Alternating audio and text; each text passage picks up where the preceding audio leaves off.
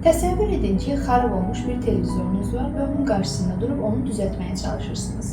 Uzun müddət əlinizdən gələni edərsiniz, heç bir şəkildə işə yaramır və zamanla əsəbləşib bir anda televizoru bir yumruq vurursunuz.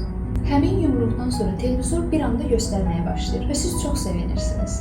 Sizdə artıq ümid yaranır. Televizorun düzələcəyinə dair, artıq hər şeyin yoluna düşəcəyinə dair ümidlənirsiniz.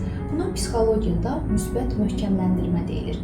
Bu məsələ münasibətlərdə özünü daha geniş göstərə bilər.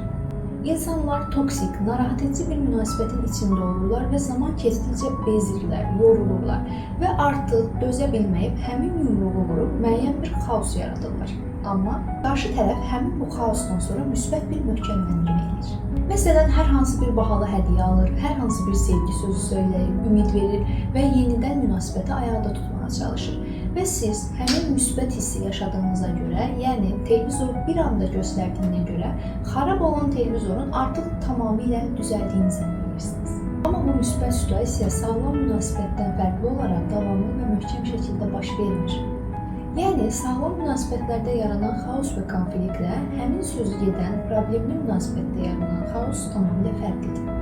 Sağlam və qeyri-sağlam konfliktlərin bir-biri ilə qarışdırılması insanların öz münasibətlərini düzgün analiz eləməməklərinə gətirib çıxara bilər.